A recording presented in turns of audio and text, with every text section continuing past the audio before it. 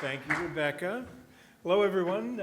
Asia hands and Angelinos. People were fascinated with China. Let me just do a little switcheroo here.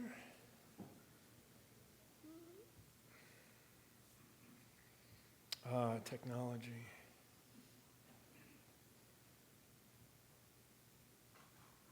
So, I'm here to talk about biking across China. In 1994, I rode from Hong Kong to Beijing for National Geographic Television and for Christian Science Monitor Radio.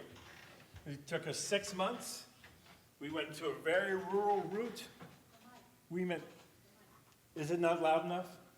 It needs to be on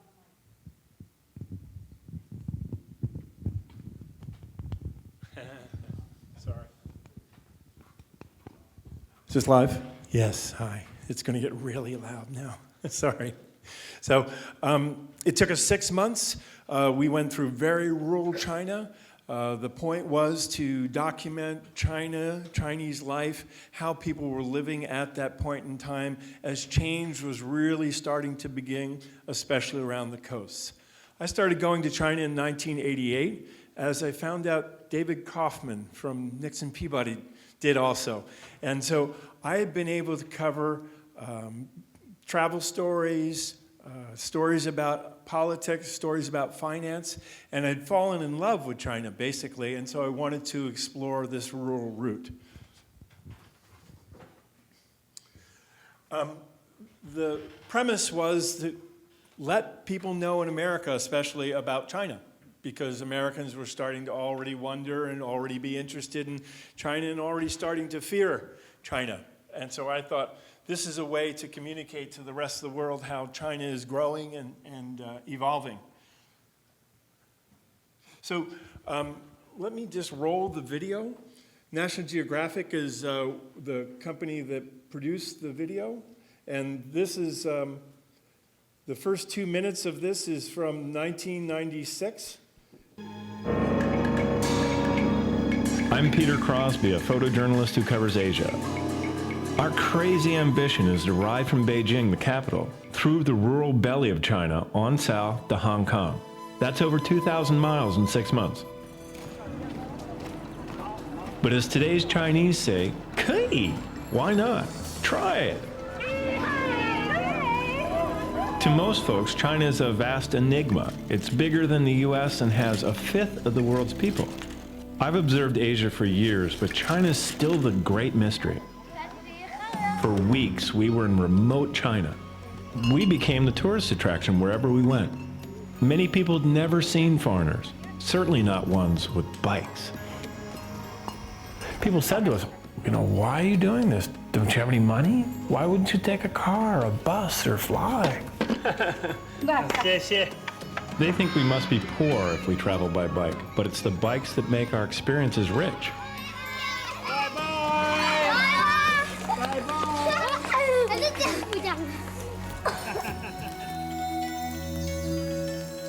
One afternoon, we got caught in the cold rain. We were lost again. Some people who lived in a dirt house invited us in. Come, have a hot potato. They brought us into their lives with a warm fire and hot tea. Then, with remarkable generosity, the Liu family prepared us a special feast. Have you ever felt like the more we're different, the more we're the same?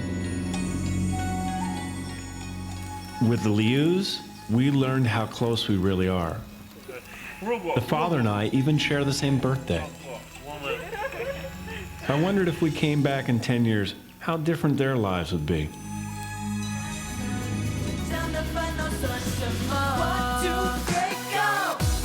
Well, it took me 20 years, not 10, but I'm back. For the last 9 months, I've been studying Chinese, traveling, and exploring the new China.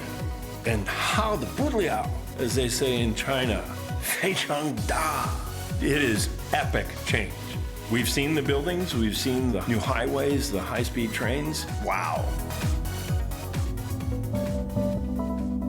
Now I really understand how unbelievably warm, generous, and trusting so many Chinese people were to us during our adventure in 1994. So now I really want to say thank you, 谢谢 Liu family, for that spring festival feast in October, and mostly for crowding your 3 children into your bed so we could sleep in the kids' bed out of the rain. 谢谢 funeral family, for sharing your homes, your spirit, and your grief. You showed us how to honor a family member and how ancestor worship is still alive in China. 加油 Shaolin, the Kung Fu kids there who trained us. They cheered us on. I wonder how many of them actually became Shaolin monks. And who knew? Guilin hipsters, Southern Chinese youth with big portable phones, Japanese cameras, and plenty of guili. They were cool even in 1994. Now they probably manage companies, cities, even provinces, or 4-generation families spread around the world. I want to thank these people and more. But the problem is, I do not know where to find them. I only have a few names, few addresses, and a couple of phone numbers. And most roads, villages, and cities, they've morphed. They've become megafied. Some are bypassed, some are even underwater. What I do have is maps, big old maps, breadcrumbs for our quest, as well as 20,000 photos to show around, and 80 hours of video chronicling our 1994 journey, and a whole lot of love for this mission, plus access to millions of curious Chinese who want to do research online. In other words, we have a grand plan to explore China and share it with the world. Basically, the Great Wall goes on and on. Most of it's actually crumbled. But this is part of what I hope to show you out in the countryside. It's beautiful. People are warm, friendly. It's a wonderful place to explore. So I hope you'll come and join me for Biking the Dragon.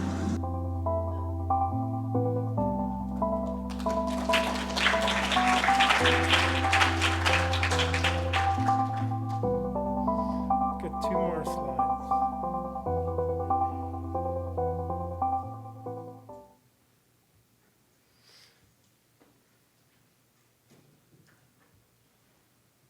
So,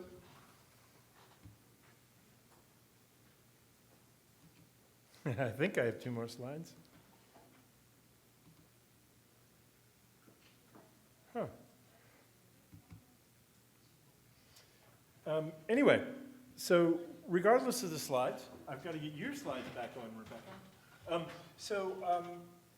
I spent the last 9 months traveling and also making friends and working with online platforms to find ways that we can use all the maps, the photos, everything else to sort of crowdsource finding people.